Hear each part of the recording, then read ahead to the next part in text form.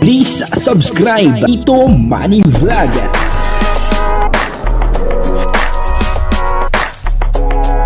Payagan po si Tito Manny Vlog na mag-reactor para pambiling gamot sa kanya pong karamdaman. Wala man siyang records ng ng awayan. Sa video pong ito ay aalamin po natin yung malaking problema na dumating dito po sa tatlong dalagang mahiyain. At may napansin po itong si Kalinga Prab doon po sa ama ng tatlong dalagang mahiyain. Ano po kaya yung napansin ni Kalinga Prab at ano po kaya yung dumating na malaking problema? Yan po ay sasagutin lahat ng video na ating pong mapapanood. Pero bago po yan, ako muna po yung bumabati sa inyong lahat ng magandang umaga, magandang tanghali at magandang gabi sa inyong lahat mga kapatid. Saan man kayo ng panig ng mundo naroroon ngayon, ay mag-iingat kayo palagi at pagpalain kayo ng ating Panginoon. Maraming salamat din po sa patuloy na tumatangkilik sa aking YouTube channel at nanonood sa aking video reaction. Patuloy lang po natin suportahan sila Kuya Bal Santos Matubang, Kalinga Prab, Atay The Vlog, Jack Tapia at yung mga kasamahan ko po sa Karepa. Ganun din po yung Team Views at yung mga charity vlogger na Kalinga Partner. O ito po yung video na kung saan ay may malaking problema na dumating dito sa pamilya ng tatlong dalagang mahiyain. At dito nga po ay may napansin si Kalinga Prab dito po sa ama ng tatlong dalagang mahiyain. O ito po yung video at ang kabuuan po ng video ito ay mapapanood po natin sa YouTube channel ni Kalinga Prab. Sa tingin nyo tayo po itong dalawang, yung si kasi okay na si Chris, si Melissa at si na lang ang talagang di pa nagsasalita. Ganun po talaga sila tayo, yung dalawa. Sa tingin nyo tayo, sa inyo po nagmana kasi tahimik din kayo ay. Siguro? Siguro. Di po ba kayo tayo nakapagtapos? O Hindi. Kuyan lang ako, elementary lang. elementary lang?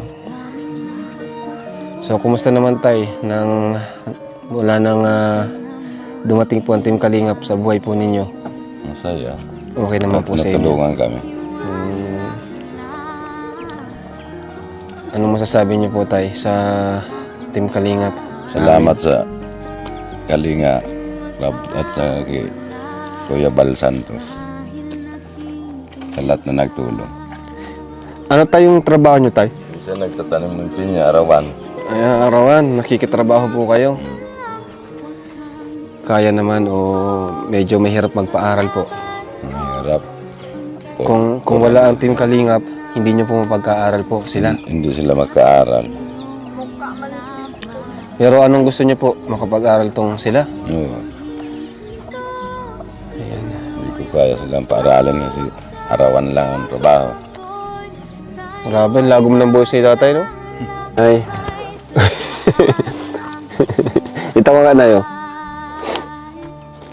Ang harap. Yung tinuro ni Dr. Lab. Oh.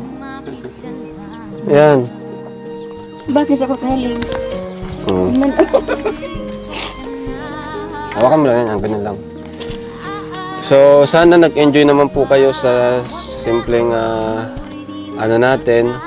picnic, para maiba naman po yung paligid nyo, environment. And yun nga lang, medyo si Bea at si Melissa medyo pa rin, talagang nahiya pa rin. Si Chris, okay na si Chris. So, sana sa susunod ay na rin, yung kahit hindi makipag-usap, basta marunong lang makisama. Pagkakain, kumain. Pag swimming, ganun lang naman. Kasi, syempre, kami naman ay pinagawa rin po namin yung best namin para po sa inyo, no? So, dapat tulungan nyo rin kami and tulungan nyo rin po yung sarili ninyo. Di ba? Kasi gusto namin kayong matulungan, gusto namin kayong pabahayan, gusto namin kayong makapag-aral. So, dapat ipakita nyo rin na na-appreciate nyo yung ginagawa namin, na tinutulungan nyo rin yung sarili nyo. Kaya, yun lang naman po. Nay? So, Nay, ito na yun. Para sa inyo pa po, habang nag-iipon pa po tayo ng materyales sa babahay nyo, no? At pambili ng lupa nyo. Ito po allowance nyo. Nay, 7,000 pesos. Ano gusto mo sabihin, Nay? Salamat sa tulong ninyo. Kasi nga pala, Kuya Rab, sabi daw po ni Ate Ami, mayroon na daw pong mabili ng lupa na ito. Oy, Kaya nag-a-aprita si Ate Ami. pwede na kayong mapalayas pala dito. Opo. Naku po. Yan na ngayon Kasi pumunta daw sa natin. kanila yung may sarili nito. Naku. Yan na yung kinakatakot natin, ano? So, dapat, as soon as possible, makahanap na kayo ng lupa, ano? Meron daw po dyan sa site, sabi natin. Meron daw. Opo. Sabi nga, nakakausapin daw kayo. Magkano daw po? Wala pa Wala naman. alam. Kausapin na kami. Sige po. Yan. So, sige, Nay. At mapunta na rin po kami, ano? Kuya Rab, salamat po. Kasi po hindi kayo nagsusuko sa mga anak ko. Maraming salamat po sa tulong po ninyo sa amin. Opo. Thank you din po, ano? So, di lang naman kami, pati ang mga viewers at ang buong mga kasama ko, ang team, Kalingap at K-Boys. So, sige po. Bye-bye po, Nay. Para makapagpahinga na rin po kayo. So, tara. Let's go. Bye-bye po. Ingat po kayo. Bye-bye, Kuya. Bye-bye, ah. Ingat po. Ay, kasama ka pala namin. Nakatulala ka dyan, ay. Parang si Chris kanina, ay. Oo. Sige na, dyan ka na. Bye-bye.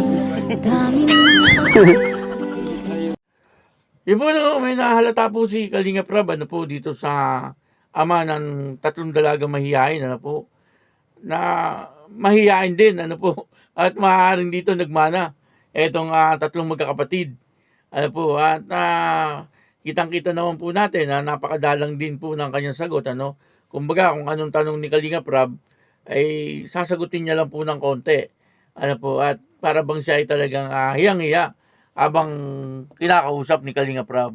Ano po, at napansin din ni Kalingap Rab, ang boses po nito ay masyadong malagom. Ano po, kumbaga ay parang napakalalim ng pinanggagalingan. Siguro pagka kumanta po ito ay maganda ang boses.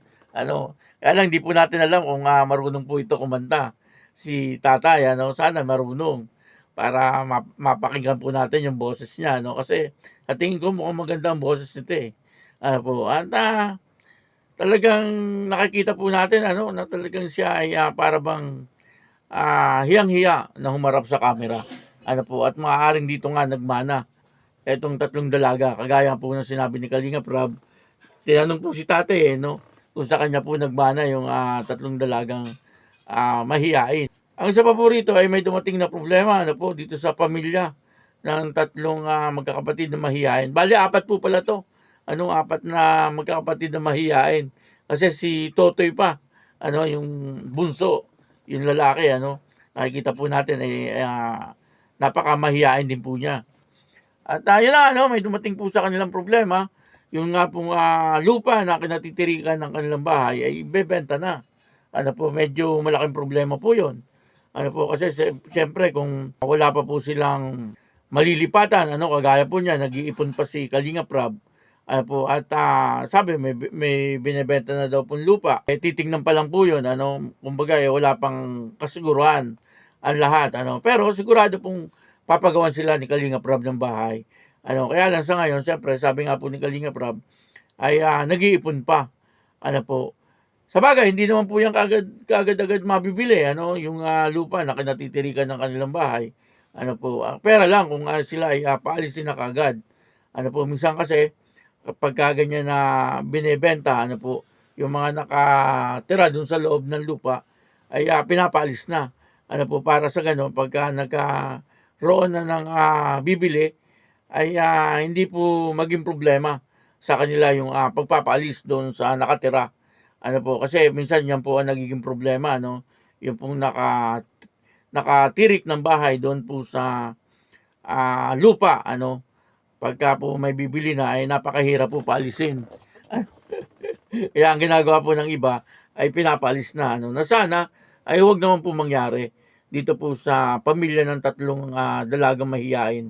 At yun na, dito po ay kung mapapanood nyo ng buong buo ang video ito doon po sa YouTube channel ni Kalingap Rab, ay talagang yung dalawa ano po, hindi po talaga kumain ng tanghalian. Grabe po, no? Sa sobrang pagkamahiyain nila, ay hindi po talaga sila kumain. Ano po, ng tanghalian. Medyo iba na po yun, Sa tingin ko po ay talagang kailangan na po rito ng gamutan. Ano po, kasi biruin nyo yun, natiis po nila na talagang hindi po sila kumain, nag-agwanta po sila ng gutom. Ano po, para hindi lang sila makita na kumakain. Ano po ba yun? O mahihain o medyo matigas na ang ulo? Medyo may mga katanungan no? Kung sa iba po yun, talagang kakain na po, kahit nahihiya. Ano po, pero ito talagang nakipagmatigasan po sila, na hindi kumain. At yung si Bea, hindi po talaga nila nagawang mapaligo sa ilog, bagamat ito ay nahila nila, pero umahon uli. Ano po, at talagang nakatayo lang, at kung saan po siya nakatingin, ay doon lang po talaga siya nakatingin. Ano po, medyo palaisipan, yung kanila pong mga ugali na gano'n. At siguro dapat po talaga ay pa-check up na, etong mga ito. Pero yung si Chris, ay okay na, si Chris. Kaya lang, pag minsan, parang napapansin po natin, ay medyo tulala pa rin. Pero okay na po siya, nakikipag-usap na po siya. At sa tingin ko ay madali na lang po itong si Chris. Ito na lang pong dalawa ang parang pinoproblema. Ano po. Kaya, hindi ko po alam kung nahihiya po sila o matigas ang ulo. Medyo palaisipan, medyo palaisipan. Pero, sana ay mabago na ang lahat, At maging maayos na po ang kanilang pag-uugali na gano'n, na masyado silang mahihain. Kasi, magpapasokan na po. Siyempre, pag sa eskwelahan, pagka ganyan po sila, ay talagang mabubuli po sila, sa loob ng eskwelahan. Kaya sana ay bago pumasok, bago po magkaroon ng pasok, sana ay bago po magpasukan ay mabago na po ang ugali nila at masanay na po talaga sila sa mga tao. Kaya yun, maraming salamat po sa inyo lahat. At ako po si Tito Manny Vlog, nagsasabing God bless you all. Diyos mabalos.